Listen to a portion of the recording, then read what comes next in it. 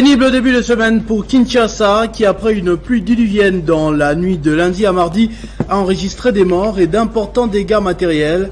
Les bilans tâtonnent encore selon les sources, mais le gouvernement dit être à pied d'œuvre pour reconstruire.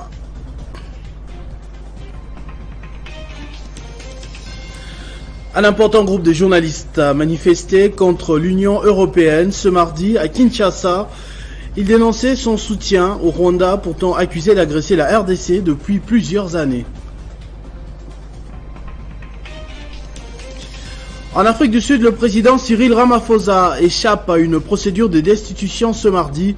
214 députés contre 148 ont voté en faveur du chef de l'État accusé d'avoir passé sous silence le cambriolage dont il a été victime en 2020. Mesdames et messieurs, bonsoir. Non, il n'y a pas eu un remix de tournage du film Titanic ce mardi à Kinshasa, mais oui, une pluie diluvienne a causé d'énormes dégâts humains et matériels dans la matinée. Il était très difficile de se déplacer dans le centre-ville de Kinshasa qui s'est retrouvé littéralement sous l'eau, un peu comme tous les autres quartiers de la capitale d'ailleurs. Une équipe de la rédaction de Télé 50 a constaté les dégâts dans les environs. Des corps sans vie, des maisons noyées, et des marchés dévastés. Le drame causé par la pluie diluvienne qui s'est abattue ce mardi 13 décembre à Kinshasa plonge la ville dans un grand deuil. Une cinquantaine de morts selon la police ville de Kinshasa. Plusieurs maisons inondées et des routes complètement détruites. La route nationale numéro 1 Kinshasa-Congo central coupée par un ravin au niveau du quartier Matadi-Kibala. Selon plusieurs témoins, Selembao est la municipalité la plus touchée avec un bilan humain le plus lourd, 12 morts, selon son bourgmestre, suite à l'écroulement des murs au quartier Kipoy, Mbala, un peu plus loin à Badedingi et Cité Verte, dans la commune de Mongafula, où le quartier Matadi-Kibala enregistre près de 10 morts. La municipalité d'Ongaliema pleure à son tour 11 de ses habitants, dont 8 au quartier Makwela. Et au camp Luka, la famille Kombozi, très connue à Bandalungwa, est entièrement effacée. Papa, maman et 3 enfants sont morts noyés, électrocutés. Un véritable coup de tonnerre ce matin à Kinshasa. Ce n'est pas encore fini. 4 personnes sont mortes à Bandalungwa. Une mère et ses 3 enfants sur l'avenue Bibwanga, au quartier Makelele. Un désastre dans la mégalopole congolaise à quelques jours des fêtes de Noël et de Saint-Sylvestre. En attendant le bilan officiel, c'est la consternation totale alors que Kagame et sa milice continuent à massacrer eux aussi dans l'est du pays, dans un complot total des puissances financières et politiques occidentales. Il y a des morts qu'on a eu du mal à chiffrer exactement jusqu'en ce début de soirée. Le Premier ministre, mais aussi le gouverneur, ont fait le tour de quelques quartiers parmi les plus frappés par cette pluie diluvienne. C'est le cas de Mongafula et Selembao, comme vous l'avez suivi dans cet élément. La route Matadi sur la nationale numéro 1 s'est coupée en 2 alors qu'elle accueille le plus grand nombre d'approvisionnements pour Kinshasa. Aussitôt informé de la situation dramatique survenue après la pluie torrentielle qui s'est abattue sur la ville-province de Kinshasa aux petites heures de ce mardi 13 décembre 2022, le Premier ministre Jean-Michel Samalukonde s'est rendu sur le terrain pour une évaluation des dégâts causés afin d'envisager urgemment des mesures appropriées, surtout pour les cas de plusieurs morts sortis des décombres après éboulement dans un quartier résidentiel. Il y a malheureusement des résidences qui ont été emportées et nous avons une indication de près d'une vingtaine de morts et nous continuons encore les recherches dans les décombres pour avoir plus et vraiment établir le dernier bilan. Sur place, le chef du gouvernement a partagé la douleur avec les familles des victimes de ce drame avant d'annoncer sur le champ les débuts des travaux de remblaiement et de réhabilitation de la RN1 menant vers Matadi, coupée en 2 dans sa partie comprise entre le quartier Matadi-Mayo et Mitendi dans la commune de Mongafula. Les travaux de remblaiement ont déjà démarré de manière à ce que très vite nous puissions avoir un retour de la route avec, pour commencer, les petits véhicules, les petits charrois. Et ensuite, nous allons faire un travail de plus grande envergure. Les petits charrois, ça devrait être dans les 24 heures que l'on pourrait revoir déjà le retour de la route où ils pourront passer. Mais le grand charroi, il va nous falloir des travaux de génie civil. Il a par ailleurs prodigué quelques conseils aux populations riveraines qu'il a appelées à éviter de faire de constructions anarchiques. Signalant qu'après l'étape de Mongafula, le Premier ministre Jean-Michel Sama Lukonde s'est rendu dans d'autres coins de la ville de Kinshasa où l'on signale également des dégâts matériels importants et des pertes en vies humaines dues entre autres aux inondations et à l'électrocution. Seulement une fois la pluie passée, chacun retourne à ses habitudes quotidiennes en attendant la prochaine pluie pour un nouvel exercice de critique sans réellement se pencher sur le cause de ces calvaires. Dans un élément de réflexion, la rédaction de Télé 50 a tenté d'énumérer les différentes causes qui rendent la vie difficile après la pluie à Kinshasa. Les pluies se succèdent, les scandales aussi à Kinshasa, la mégapole. Une occasion pour politique et population de pointer du doigt ceux considérés comme responsables de cette négligence, sous-entendu les autorités établies, bourgmestres, ministres de tutelle, gouverneurs, voire le président de la République. Malgré son rôle de pays solution, vanté ces derniers mois au quotidien justement, les Congolais de la capitale n'affichent aucun comportement écologique responsable. L'on observe un peu partout dans la ville d'énormes couches et nuages de bouteilles et sachets plastiques usagés dans des cours d'eau. Un énorme problème de pollution environnementale et de santé publique. D'après les spécialistes, ces bouteilles en plastique sont fabriquées avec des matières chimiques qui peuvent donner des maladies dans l'avenir. Une fois jetées dans l'environnement, elles ne se dégradent pas avant une période d'au moins 100 à 1000 ans. Autre fait étrange, Kinshasa est une ville qui ne comptait que de quoi suffire pour à peine 100 000 habitants, mais elle est actuellement occupée par 17,7 millions de personnes, un chiffre qui conviendrait parfaitement à un pays avec une superficie plus vaste que Kinshasa, pourtant sans l'infrastructure qui va avec. La quasi-totalité de la population a choisi de se coincer dans l'ouest plutôt que l'est qui est pourtant plus vaste. À ce jour, la commune de Maluku, qui occupe 79% du territoire provincial, est pratiquement vide.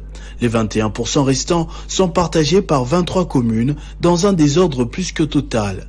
On y retrouve des constructions sur des chemins de fer, sur la chaussée, des foyers cohabitent même avec des stations-service malgré tous les dangers. Avec cette image déjà peu reluisante de la capitale, il faudrait rajouter les facteurs climatiques de plus en plus inquiétants au fil de temps. Les pluies d'aujourd'hui n'ont effectivement rien à voir à celles d'il y a encore quelques années. Les rivières sortent de leur lit un peu partout, mais aussi le niveau du fleuve est plus haut que d'habitude. Ce phénomène d'inondation également constaté sous d'autres cieux ne saurait donc pardonner Kinshasa avec les désordres déjà plantés. L'Asbel, journaliste debout, une association qui regroupe plusieurs chevaliers de la plume à travers le pays, a manifesté son mécontentement contre l'Union européenne qu'elle accuse d'être de mèche avec le Rwanda, pays agresseur de la RDC. Sous la pluie, un mémorandum a été donc lu devant le siège de l'UE à Kinshasa, document que les dirigeants de cette association ont ensuite déposé aux représentants de cette structure européenne. L'Asbel, journaliste debout, s'oppose à toute tentative sous la conduite de la France, dans la crise entre la République démocratique du Congo et la République du Rwanda, estimant que celle-ci n'est ni crédible ni soutenable.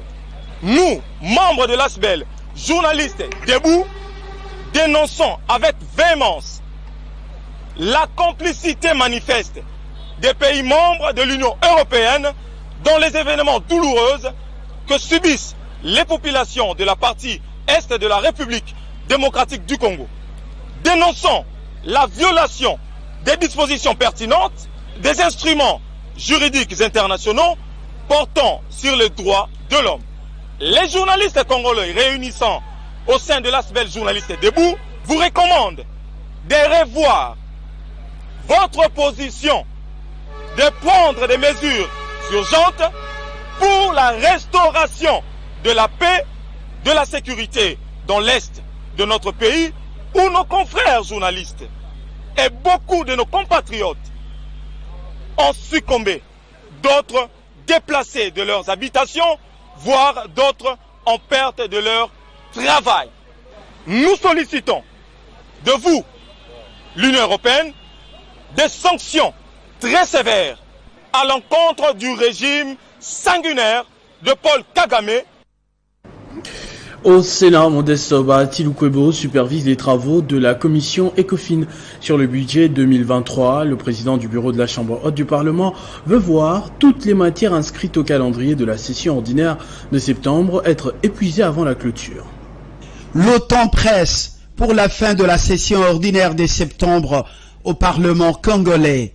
Voilà qui justifie cette série de visites du président du Sénat dans les différentes commissions permanentes afin de suivre de plus près les travaux et pousser les sénateurs membres de toutes ces commissions à plus de célérité.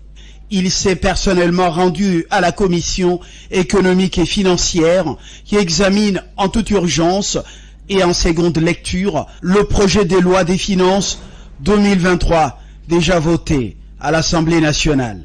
Sur place, Modeste Bahati Lukwebo, qui est aussi membre à part entière de la commission économique et financière, bonne gouvernance, a eu un échange fructueux avec ses collègues tout en leur demandant d'omettre les bouchées doubles afin de doter le pays du budget exercice 2023 dans le délai requis. Des propositions claires et pertinentes ont été données par le speaker du Sénat pour qu'au plus tard, jeudi 15 décembre, cette importante loi budgétaire soit votée et envoyée au président de la République, Félix-Antoine Tshisekedi, pour promulgation. Vous comprenez que tout ça, nous devons le faire en 3 jours. C'est pour cette raison que je suis venu bousculer mes collègues qui travaillent dans les différentes commissions pour que le 15, en tout cas au plus tard à minuit, nous puissions clôturer notre session après avoir accompli notre devoir. La Chambre haute n'aura donc eu que 15 jours pratiquement pour examiner le texte et éventuellement le voter dans quelques jours avant la fin de la session en cours. Le ministère de la Formation professionnelle et métiers a organisé un dîner-échange avec les partenaires techniques et financiers accrédités en République démocratique du Congo et ceux du groupe de coordination des partenaires. Objectif, présenter le plan d'action urgente en vue de trouver des partenaires pour la matérialisation de plusieurs projets ciblant les jeunes et leur autonomisation. Le ministre des Petites et Moyennes Entreprises a effectué une visite d'inspection au siège de l'autorité de régulation de la sous-traitance dans le secteur privé, un déplacement qui intervient quelque temps seulement après l'installation de la nouvelle équipe. Aussitôt installée, l'heure est au travail pour la nouvelle équipe de l'RSP que dirige Miguel Katembe Kachal. La sous-traitance, l'un des secteurs générateurs des recettes pour le développement économique de la République démocratique du Congo, mérite une attention particulière du gouvernement qui tient à avoir des millionnaires congolais. C'est dans ces cadres que le ministre des tutelles, Eustache Mouanzi, a tenu la première réunion des prises de contact et les présentations du nouveau comité de gestion élargi au directeur centre pour des orientations et recommandations afin d'atteindre des objectifs de l'ARSP et le rôle de chaque organe. C'était en présence du PCA, Constantin Tuyombo, et Madame la DGA, Georgine Madiko et autres membres du comité. La vision du chef de l'État est qu'il y ait des millionnaires congolais. Et c'est au travers de la sous-traitance notamment que demain, nous devons avoir une classe moyenne nouvelle, une classe moyenne des millionnaires. Il était important que le nouveau dirigeant de l'établissement public soit en harmonie avec la tutelle. La tutelle est venue donner les orientations du gouvernement par rapport à la loi sur la sous-traitance, par rapport à la vulgarisation de cette loi et du service à travers la République. Des directives bien captées par le comité de gestion de l'ARSP qui a réitéré son engagement à bien mener sa mission afin de réguler les secteurs de la sous-traitance. Le gouverneur de la province du Haut-Katanga, Jacques Kabula Katwe, a clôturé ce mardi la 4e session de la formation sur la police de proximité à Lubumbashi. Plusieurs autorités provinciales se sont retrouvées à cette occasion à l'école de police de Kassapa. Au total, 160 policiers ont été formés pendant 6 mois sur plusieurs matières, dont la proximité avec la population, la redevabilité et les droits de l'homme. Cette formation s'inscrit dans le cadre de la 5e phase du projet Police de proximité et professionnalisme de la police financé par le Bureau of International Narcotics and Law Enforcement Affairs, INL en sigle, en collaboration avec l'Organisation internationale de migration, fruit du partenariat entre le gouvernement de la République démocratique du Congo et celui des USA. Un partenariat réussi, mis en exergue tour à tour par la directrice de l'INL et le représentant du commissaire général de la police dans leur prise de parole. La police nationale congolaise bénéficie de cette coopération bilatérale RDC-États-Unis depuis 2015 en équipement et en infrastructure.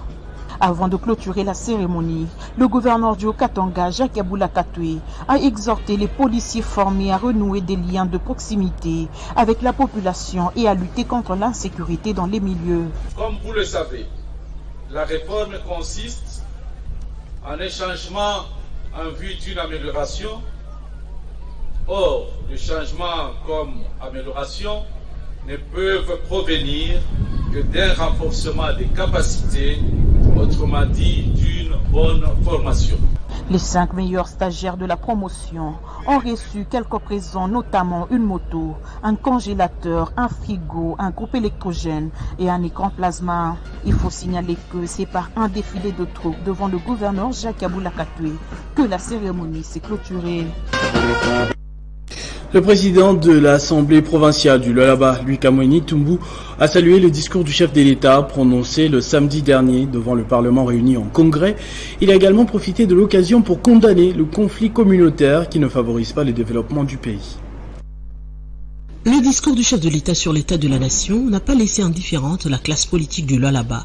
C'est en l'occurrence le président de l'Assemblée provinciale, Louis Kamweni Tumbu, ce premier d'entre les élus du Lualaba, a salué cette adresse magistrale de Félix Tshisekedi à travers plusieurs points, notamment l'agression rwandaise sous couvert du M23. Nous restons sur notre espace qu'on appelle la République démocratique du Congo.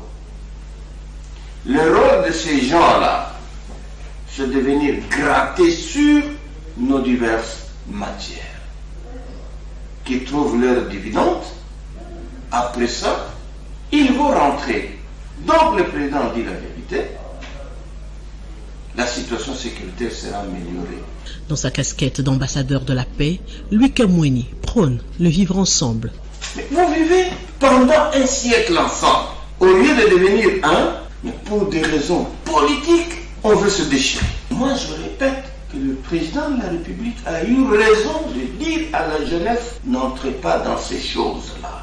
Il faut donc demander et inciter la jeunesse à éviter d'entrer dans des tares de ce genre. Quel est ce pays qui s'est organisé à cause des conflits intercommunautaires? Le président de l'Assemblée provinciale du Lualaba invite les Lualabais à soutenir les efforts du chef de l'État qui est de faire de la RDC un pays respecté. L'Assemblée provinciale de Kinshasa a jugé recevable le projet d'édit budgétaire exercice 2023 lors de sa séance plénière de ce lundi. Cela fait suite à des réponses du gouverneur Gentili Ngobila après les questions des députés provinciaux. C'est un pari gagné pour Gentili Ngobila Mbaka, le gouverneur de la ville-province de Kinshasa, qui a su convaincre l'hémicycle des élus provinciaux lors de la présentation du budget pour l'exercice 2023. Ce projet d'édit budgétaire est chiffré à près de 870 millions de dollars américains, dégageant un taux d'accroissement de 17,05% par rapport à l'exercice 2022. Anti-érosives sont prises en charge par le pouvoir central en raison de l'importance des coûts qu'elles occasionnent. C'est-à-dire que les érosions sont des travaux d'envergure. À la sortie des assises qui ont duré quelques heures, l'un des élus a montré sa satisfaction. Bon, aujourd'hui, c'était le gouverneur de la ville de Kinshasa. Il était venu défendre le budget 2023. Il a défendu cela. Nous, tous députés provinciaux de la ville de Kinshasa, nous avons accepté. Nous avons trouvé que là où ils n'ont pas encore fait, ils vont faire. Vraiment, c'est pour cela que nous sommes très contents pour ce budget 2023.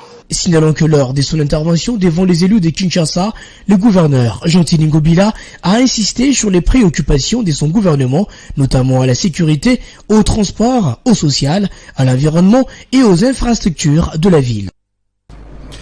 Lancement des travaux de construction d'un pont de 11 mètres sur la rivière Kinkolongo par le maire de Kasumbalesa. Les travaux seront exécutés par l'entreprise chinoise CCECC et financés à 100% par la mairie. De transformateurs électriques ont également été acquis sur fonds propres. C'est un imposant pont qui sera jeté sur la rivière Kinkolongo afin de relier la cellule plateau à la cellule pompage dans la ville de Kasumbalesa. Les travaux de ce pont ont été lancés le week-end dernier par le maire de la ville, Maître André Kapampa. À l'occasion, il a rendu hommage au chef de l'État Félix-Antoine Tshisekedi, dont la vision est celle de transformer les quotidiens du Congolais. Il y a président de la République et chef de l'État ne ménage aucun effort pour le développement. Cependant, les travaux sont exécutés par l'entreprise chinoise CCECC, sera d'une longueur de 11 mètres et 7 mètres de largeur. Ces travaux seront financés à 100% avec les recettes locales. Ce même week-end, André Kapampa a mis en service de transformateurs électriques acquis et installés sur fonds propres de la mairie de Kasumbalesa pour électrifier les quartiers qui étaient le théâtre de l'insécurité à cause de l'obscurité. Vous avez fait preuve d'un bon responsable, non seulement administratif, aussi politique, parce que cette population qui est restée longtemps dans les noirs avait décrivé vous. Et vous avez écouté ça. Vous avez décidé sans hésiter, par les moyens mobilisés par la ville, de faire cette acquisition de ces deux transformateurs. Déterminé à transformer la ville frontalière de Kasumbalesa sous Félix-Antoine Tshisekedi, André Kapampa a initié plusieurs projets de développement, dont celui de la construction d'un complexe omnisport qui sera dénommé Stade Félix-Antoine Tshisekedi. Élection 2023, alors que plusieurs partis politiques se préparent, une marche spontanée a été organisée par la population de Pangui, au Maniema, qui reconnaît les bienfaits de Joseph Kokonyangi et lui demande de postuler pour la 3e fois. C'est une marche spontanée, organisée par les habitants de Pangui, au Maniema, pour réclamer un 3e mandat de leur fils bien-aimé, Joseph Kokonyangi. En dépit de son absence pour des raisons d'État en tant que député national et sans donner un mot d'ordre. Les Panguistans se sont rués tous pour scander le chant réclamant la réélection pour 2023 de Joseph Kokonyangi. La preuve, c'est le chiffre 3 qu'ils montrent à leurs doigts, symbolisant le 3e mandat. Joseph Kokonyangi, très ému de cette initiative, promet de ne pas décevoir ses électeurs et devra s'y rendre dans les tout prochains jours pour répondre favorablement.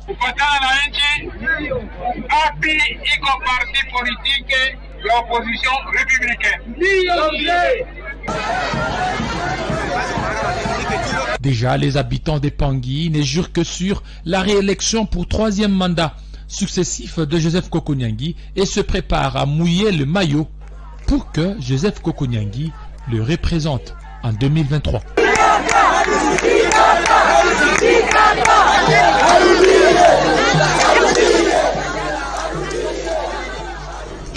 La première édition de Kindele Challenge a pris fin. Il a été clôturé par son initiateur, le directeur de cabinet à la vice-primature en charge de l'environnement, Yves Kitumba. Il s'agissait d'une activité essentiellement politique au cours de laquelle le cadre du MLC a appelé la population à la mobilisation générale et à l'unité nationale face à l'agression. Lancée le 27 novembre dernier, l'initiative a réuni pendant 2 semaines au terrain monastère de Mongafula 12 sélections des jeunes représentant les 12 localités que compte le quartier Kindele aux encablures de l'université de Kinshasa. Le message principal, comme à l'ouverture, reste politique, la participation citoyenne au processus électoral. La première édition de Challenge Kindele pour réchauffer les esprits d'unité. Aujourd'hui, c'était la finale. Vous avez vu comment la population a répondu massivement. Ça veut dire que le message est passé. Ce message, c'est l'unité nationale, la cohésion nationale pour barrer la route à cette agression contre notre pays. Deuxièmement, c'est unir les esprits pour garder la souveraineté de notre pays. Le deuxième message, c'était de demander à la population de s'enrôler massivement parce que ce n'est que ce pouvoir de vote qui peut leur donner le moyen de choisir librement les dirigeants. Et troisièmement, C'est un message d'encouragement à la jeunesse. Yves Kitumba a à cette occasion procédé à l'installation d'un bureau de la GIC Kindélé pour recueillir les besoins sociaux de la population, une population appelée à devenir sa base électorale. 1 000 $ pour la moto à gagner, premier. Une minute de silence a été gardée en hommage aux compatriotes tués à Kicheche par les M23. La clôture de Kindélé Challenge était aussi un moment festif avec des prestations des artistes comme Bunafilé et Marshall Dixon. Comme annoncé, toutes les équipes ayant participé au tournoi ont bénéficié d'une prime. Double cérémonie au RENADEF. D'abord la remise de diplômes de mérite à ses différents partenaires, puis la soirée de gala à l'occasion de la clôture des 16 jours d'activisme contre les violences basées sur les genres. Il était question pour Marie Nyombo Zaina, coordonnatrice, de retracer l'historique de cette ONG, puis de récompenser toutes les personnes qui ont milité pour la réussite des actions du RENADEF pendant 20 ans. C'est une Marie Nyombo Zaina reconnaissante envers toutes les personnes qui l'ont accompagnée dans sa lutte contre les violences sexuelles faites aux femmes il y a là 20 ans. C'était par les idées, c'était une vision, mais c'était aussi une vocation parce qu'on voulait changer quelque chose qui était vécu dans la communauté. C'était à l'occasion de la clôture des 16 jours d'activisme et la fin de la célébration du 20e anniversaire du réseau national des ONG pour le développement de la femme, débuté le 25 novembre dernier. Dans son mot des circonstances, la coordinatrice du RENADEF, Marie Nyombo Zaina, s'est félicitée de son bilan, qu'elle juge des positifs. Le RENADEF commençait à produire une expertise dans l'écriture des plans stratégiques nationaux. Donc nous avons le plan stratégique de lutte contre le sida, le RENADEF à des experts. Nous avons écrit le PENDES, le plan de développement sanitaire. Nous avons écrit la stratégie genre. Même maintenant, là, on est en train de valider la stratégie sur la participation politique de la femme avec le ministère des genres. Nous sommes dans ces groupes-là. C'est pour dire que le RENADEF, c'est une pépinière. Marie Nyombo Zaina reste un modèle pour la femme congolaise, estime ces jeunes femmes. Ça m'a beaucoup inspiré pour dire qu'on peut être meilleur aussi en tant que femme. Moi, quand je vois ça, quand je grandirai, j'aimerais être comme elle. Ensuite vient le moment de remise des diplômes de mérite à toutes les personnes qui ont bien voulu soutenir sa vision. Cette soirée, qui a connu la participation des partenaires financiers et techniques du RENADEF, mais aussi des représentants du RENADEF en province, a été agrémentée par un groupe folklorique. Sans oublier la présentation d'une pièce théâtrale. La population de la province du Sud-Obangui en général et celle du territoire de Gemena en particulier ne cesse de manifester son soutien à l'endroit de leur digne fils, le sénateur José Makila Soumanda, qui s'illustre par les actions philanthropiques à intérêt général. L'autorité morale de l'Alliance des travaillistes pour le développement ATD, le sénateur José Makila Soumanda, continue de multiplier les actions de bienfaisance au bénéfice de la population de sa province natale, le Sud-Obangui, notamment la construction et la réhabilitation de plusieurs édifices tels que écoles, hôpitaux, temples, routes et ponts, sans compter les dons des objets classiques, bancs, qu'il vient de remettre aux écoles de sa contrée. José Makila a encore remis un important lot de médicaments, matériel médical pour équiper les différents centres de santé qu'il construit et autres qu'il dépose de temps à temps, action qui ne laisse indifférent la notabilité et la population de Boyamalanga, Kilimambembe, Bodetoa, Bogosé, Bozélé, Botakambia et d'autres groupements disséminés à travers le territoire de Gemena.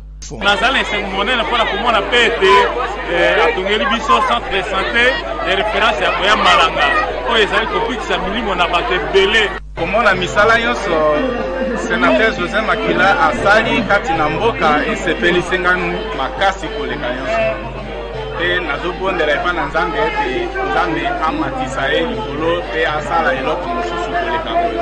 José Makila Soumanda justifie la série de ses actions altruistes et philanthropique sociale par sa volonté de voir la population de son coin vivre heureux.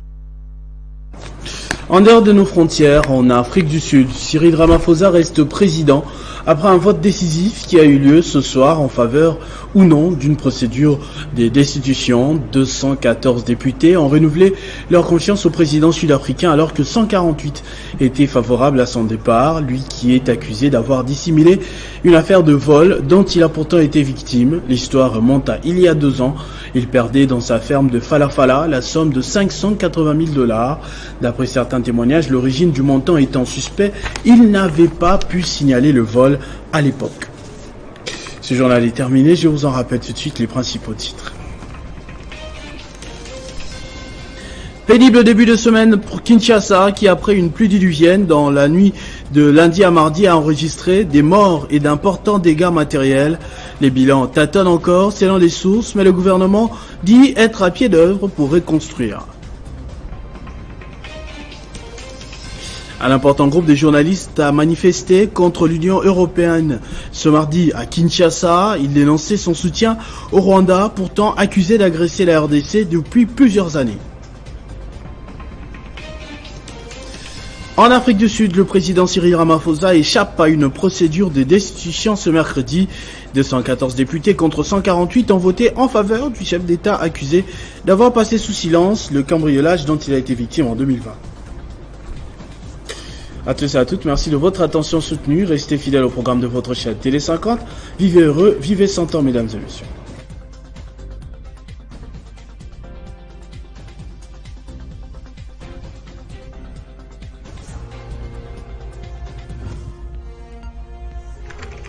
L'actualité reste incontinue.